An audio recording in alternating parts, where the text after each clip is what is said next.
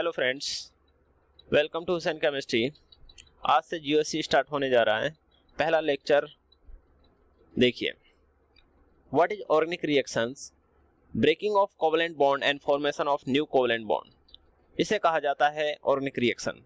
तो हमारे पास ये होता है, एक सबस्ट्रेट होता है, सबस्ट्रेट पे कोई अटैकिंग रिएजेंट होता है और फॉर्मेशन होता है प्रोडक्ट का। मान के चलो हमारे पास कोई एक रिएक्टेंट है, रिएक्टेंट पे जैसे ही हम कोई रिएजेंट ऐड करेंगे और फिर हमारे पास एक प्रोडक्ट बनकर आएगा। अब रिएक्टेंट के अंदर हमारे पास एक सबस्ट्रेट होता है और एक अटैकिंग रिएजेंट होता है।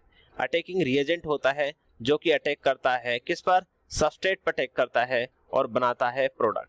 यहाँ पे देखो कि क्लोरीन है, क्लोरीन की इलेक्ट्रोनेगेटिविटी ज़्यादा होती है, इसलिए क्लोरीन पे नेगेटिव चार्ज आएगा, इस पर क्या आ जाएगा, पार्शियल पॉजिटिव चार्ज जनरेट होता है due to difference of electronegativity. ऐसे ही हमारे पास जो रिएजेंट है उसमें क्या होगा, एक पॉजिटिव बनेगा और एक OH नेगेटिव बनेगा।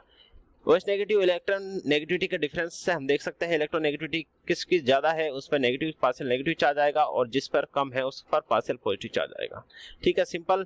क्लोरीन यहाँ से ब्रेक होगा तो इस पर कौन अटैक कर देगा, पोटेशियम अटैच कर देगा। इस तरीके से हो जाएगा KCl बन जाएगा और CH3 पॉजिटिव बनेगा और इस पर कौन अटैक करेगा, न्यूक्लियोफाइल यानी कि OH अटैक कर देगा और बनने वाला बन जाएगा आपके पास, ये बन गया आपका मीथेनॉल। ठीक है, इस तरीके से आप रिएक्शन को स्टडी करते हैं कि कोई भी रिएक्शन होगी उसमें एक रिएक्टेंट होगा, उस पर रिएक्टेंट पे रिएजेंट का अटैक होगा और प्रोडक्ट का फॉर्मेशन हो रहा होगा। ठीक है, अब इसमें क्या होता है, रिएक्टेंट होता है, रिएक्टेंट के अंदर हमने देखे एक सबस्ट्रेट था, एक रिएजेंट था। सबस्ट्रेट क्या होता है, सबस्ट्रेट ऑर्गेनिक कंपाउंड हो सकता है। सबस्ट्रेट क्या हो सकता है, एक ऑर्गेनिक कंपाउंड होता है। ऑर्गेनिक कंपाउंड किन्हें कहते हैं आप, जो भी कार्बन कंटेनिंग कंपाउंड होते हैं उन्हें ऑर्गेनिक कंपाउंड कहा जाता है। ठीक है, अब रिएजेंट क्या हो सकता है, रिएजेंट ऑर्गेनिक भी हो सकता है और इनऑर्गेनिक भी हो सकता है, ऑर्गेनिक भी हो सकता है और इनऑर्गेनिक भी हो सकता है। अब आता है, और रिएजेंट एक्ट एज ए कैसे काम करता है, एक कैटलिस्ट की तरह काम करता है। कैसे काम करता है भाई, ये कैटलिस्ट की तरह काम करता है ताकि रिएक्शन को क्या करते हैं, रेट ऑफ रिएक्शन को थोड़ा फास्ट कर देता है। ठीक है, रिएक्शन को क्या कर देता है, थोड़ा सा फास्ट कर देता है। अब आता है कि किस तरीके से रिएजेंट किस तरीके से अटैक करते हैं सबस्ट्रेट पर, इसको देखते हैं। सबसे पहले हम यहाँ पर ये आइडेंटिफाई कर लिया कि हमारे पास एक सबस्ट्रेट है, एक रिएजेंट है और उससे बनने वाले प्रोडक्ट है। एग्जाम्पल के लिए हमने एक और लिया कि मान लीजिए हमारे पास CH3COOH है, यानी कि इसे क्या बोलते हैं, यानी कि एसिड है। क्या है, एसिड है। एसिड है तो इस पर हमने इथेनॉल डाल दिया। क्या डाल दिया, इथेनॉल डाल दिया। और इस पर क्या डाला है, कंसंट्रेटेड H2SO4 डाल रहे हैं। क्या डाल रहे हैं, कंसंट्रेटेड H2SO4। तो क्या बनता है भाई साहब, CH3COOC2H5 प्लस में वाटर बनता है। क्यों बनता है, आप जानते हो कि ये क्या है, एक कैटलिस्ट है। कैटलिस्ट मतलब एक रिएजेंट है, कैटलिस्ट मतलब एक रिएजेंट है। क्या है, ये रिएजेंट है। रिएजेंट है तो इसका फंक्शन होता है, आपको पता होना चाहिए, कंसंट्रेटेड H2SO4 होता है, ये एक डिहाइड्रेटिंग एजेंट है। क्या है, ये डिहाइड्रेटिंग एजेंट है। डिहाइड्रेटिंग एजेंट का मतलब क्या है, वाटर निकाल देगा। तो यानी कि, और वैसे आप जानते हो, दो पढ़े होंगे आपने, hydrolysis of Easter give acid plus alcohol, acid plus alcohol देता है। ठीक है, एसिड प्लस अल्कोहल देता है जब हम इसका क्या करते हैं, हाइड्रोलाइसिस कराते हैं। बट यहाँ पर हाइड्रोलाइसिस नहीं हो रहा है, यहाँ पे तो क्या हो रहा है, कंसंट्रेटेड H2SO4 डाल रहे हैं। कंसंट्रेटेड H2SO4 का मतलब है डिहाइड्रेशन करा रहे हैं। डिहाइड्रेशन कराएंगे तो क्या बन जाएगा, हमें वापस से ईस्टर बन जाएगा। क्या बन जाएगा, ईस्टर बन जाएगा। और ये हमारे पास क्या है, एसिड है, और ये कौन है, अल्कोहल है, यानी कि इथेनॉल है। अल्कोहल को हम क्या, इथेनॉल को हम क्या बोल रहे हैं, अल्कोहल बोल रहे हैं। इस तरीके से अब आप इसमें से क्या पहचानोगे, यानी कि ये दोनों तो एक हैं आपके पास, ये दोनों तो क्या है भाई साहब, ये तो हैं आपके रिएक्टेंट। क्या है, ये रिएक्टेंट है, और ये आपका क्या है, रिएजेंट है, और ये सब क्या बन रहा है, आपका प्रोडक्ट बन रहा है। क्या बन रहा है, प्रोडक्ट्स बन रहा है। तो आपने देखा कि रिएक्टेंट से प्रोडक्ट बनता है इन प्रेजेंस ऑफ रिएजेंट। तो रिएजेंट का बहुत बड़ा रोल होता है कि वो किस तरीके से रिएक्टेंट पर अटैक करता है और प्रोडक्ट का फॉर्मेशन करता है। सबसे पहले होता है व्हाट इज रिएक्शन मैकेनिज्म। क्या, व्हाट इज रिएक्शन मैकेनिज्म। तो रिएक्शन मैकेनिज्म क्या होती है, रिएक्शन मैकेनिज्म आप स्टडी क्या करते हो, स्टेप स्टेप क्या स्टडी करते हैं भाई, यहाँ पर हम स्टेप बाय स्टेप क्या करते हैं, स्टेप बाय स्टेप डिस्क्रिप्शन देखते हैं। क्या देखते हैं, step by step description of an, क्या देखते हैं, ऑर्गेनिक रिएक्शन का, ऑर्गेनिक रिएक्शन जिसे कहा जाता है is called as a reaction mechanism. क्या बोलते हैं इसे? रिएक्शन मैकेनिज्म बोलते हैं। यानी कि एक स्टेप के बाद दूसरा स्टेप, दूसरे स्टेप के बाद तीसरा स्टेप, यानी किस तरीके से step by step reaction proceed हो रही है। मोस्टली देखने को मिलता है, सभी बच्चे जानते हैं कि अगर मान लो मीथेन के ऊपर क्लोरीन का रिएक्शन करा दें, ठीक है, और लाइट की प्रेजेंस में, तो आप जानते हो कि क्या बनेगा? फ्री रेडिकल्स बनेंगे, यानी कि रेडिकल्स का फॉर्मेशन होगा। और ये टूटेगा किसमें? यानी कि ये टूट जाएगा Cl का फ्री रेडिकल्स में, ठीक है। और यहाँ से एक हाइड्रोजन जाएगा और यहाँ पे भी एक फ्री रेडिकल बन जाएगा। जैसे कि हम आने वाले लेक्चर्स में हम ये पूरा डीप में देखेंगे, बट यहाँ पर थोड़ा सा ही बता देते हैं कि किस तरीके से यहाँ पर क्या बन जाता है? क्लोरोमीथेन बन जाता है, ठीक है, और साथ में निकल जाता है HCl, ठीक है।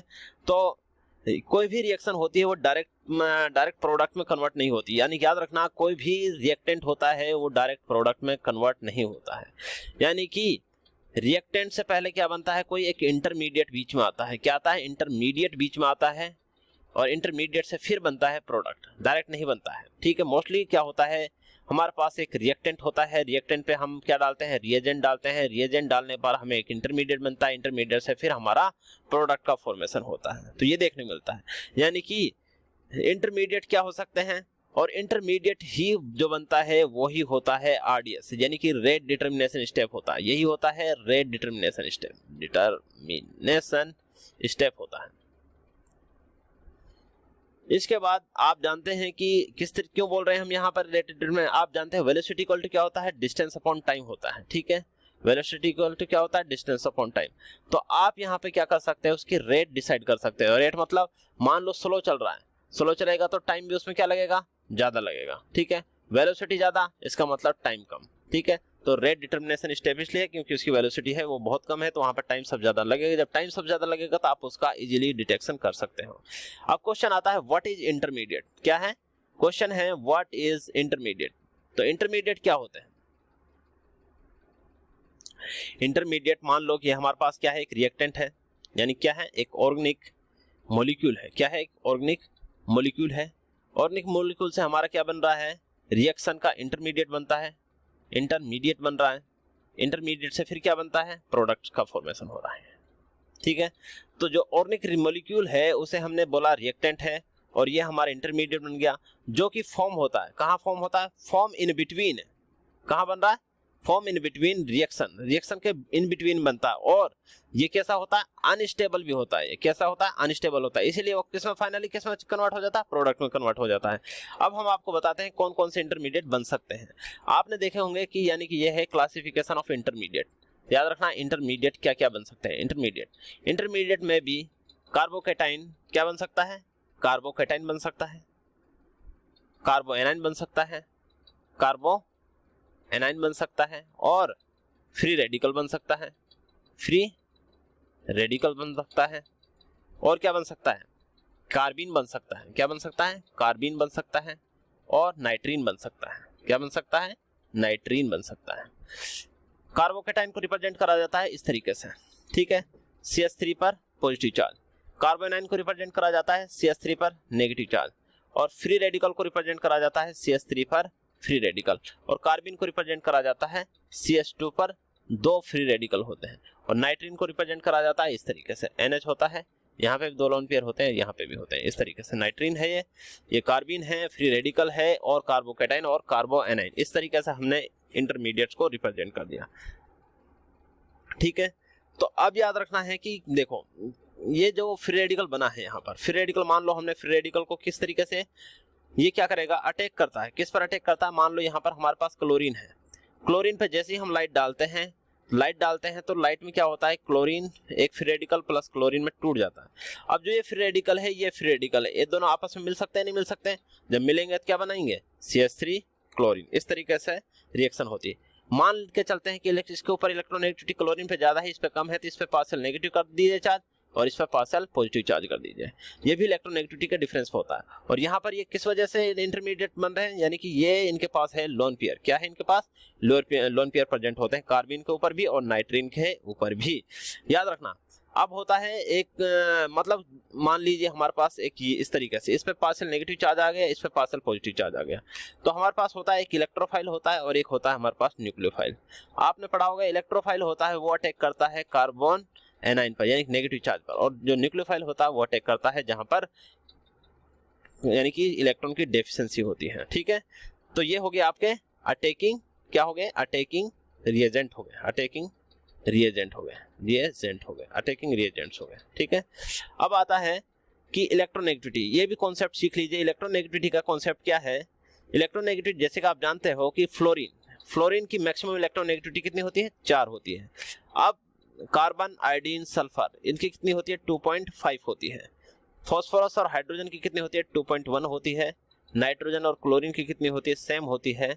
और लिथियम की कितनी होती है? 1 होती है। अब लिथियम से जैसे जैसे नीचे जाओगे, लीन आने की रब से फिर याद 0.11 डिक्रीज करते हुए जाओ, यहाँ फिर 9, फिर 8, फिर 7, इस तरीके से। यानी याद रखना, नाइट अगर हमारे पास क्या है, फ्लोरीन की 4 है, तो फ्लोरीन से इधर जाओ 0.5 डिक्रीज करो, इधर जाओ 0.5 डिक्रीज करो, नीचे आओगे तो 0.5 से थोड़ा सा कम डिक्रीज करना पड़ेगा।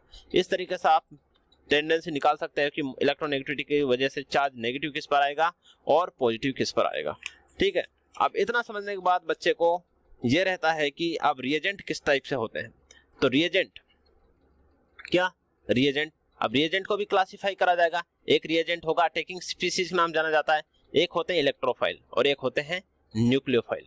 इलेक्ट्रोफाइल होते हैं, इन्हें बोला जाता है इलेक्ट्रॉन डेफिशिएंट। क्या होते हैं ये? इलेक्ट्रॉन डेफिशिएंट होते हैं। इनके पास इलेक्ट्रॉन डेफिशिएंट होते हैं। क्यों होते हैं? क्योंकि ये इलेक्ट्रोफाइल होते हैं, यानी कि इलेक्ट्रॉन लवर होते हैं। ये क्या होते हैं? इलेक्ट्रॉन लवर होते हैं। लवर इसलिए बोल रहे हैं क्योंकि ये इलेक्ट्रॉन डेफिशिएंट होते हैं, तो जैसे ही इनको इलेक्ट्रॉन मिलता है तो वो उस पर अटैक कर डालते हैं। ठीक है, और न्यूक्लियोफाइल वाले होते हैं, ये होते हैं, इनके पास क्या होता है? इलेक्ट्रॉन डोनर की तरह काम करते हैं, इलेक्ट्रॉन डोनर की तरह काम करते हैं। ठीक है, क्योंकि इनके पास होता है एक्सेस ऑफ इलेक्ट्रॉन होते हैं। ठीक है, अब इलेक्ट्रोफाइल के अंदर भी 2 टाइप के आते हैं। एक होते हैं कि भाई न्यूट्रल हो, यानी कि उनके ऊपर क्या हो? पॉजिटिव चार्ज हो। क्या हो? पॉजिटिव चार्ज हो। और दूसरे होते हैं कि उनके ऊपर क्या हो? कोई चार्ज ना हो। न्यूट्रल इलेक्ट्रोफाइल होते हैं, इलेक्ट्रोफाइल होते हैं। एग्जाम्पल याद रखना, जैसे BF3 है और कार्बन डाइऑक्साइड है, ये दोनों न्यूट्रल इलेक्ट्रोफाइल है। एग्जाम में यहाँ से क्वेश्चन पूछा गया है कि which of the following is electrophile, which of the following is not a electrophile, which of the following is a nucleophile, ऐसे क्वेश्चन पूछा गए हैं। ठीक है, जो पॉजिटिव चार्ज वाले हैं वो इलेक्ट्रोफाइल कौन कौन से होते हैं? जैसे मान लो मीथेन के ऊपर पॉजिटिव चार्ज है और ब्रोमीन के ऊपर पॉजिटिव चार्ज है, NO2 के ऊपर पॉजिटिव चार्ज है, सब क्या है? पॉजिटिव चार्ज कंटेनिंग इलेक्ट्रोफाइल है। तो मान लो अब इसको रिप्रेजेंट अगर मैं करना चाहूँ तो पॉजिटिव है, यहाँ पर एक हाइड्रोजन, यहाँ पर एक हाइड्रोजन, यहाँ पे भी एक हाइड्रोजन।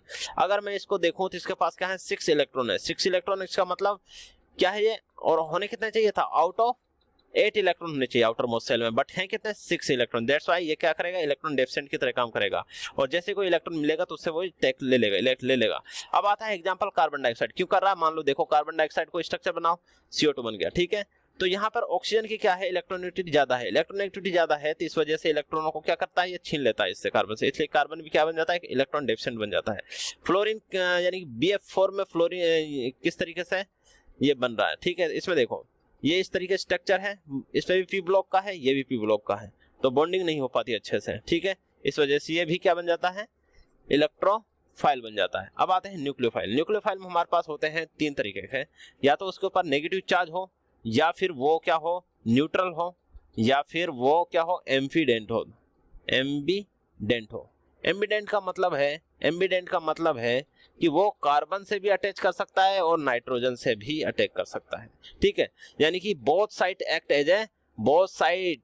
एज ए डोनर, यानी कि एज ए डोनर की तरह काम करेंगे। यानी कि नाइट्रोजन भी डोनेट कर सकता है लोन पे, नाइट्रोजन के पास भी है और कार्बन के पास भी है। ठीक है, तो इसके पास 2 अटैकिंग साइट है। कितने अटैकिंग साइट है? 2 अटैकिंग साइट है। ठीक है, अब देखो न्यूट्रल में कौन है? हमारे पास NH3 है, ये भी क्या है?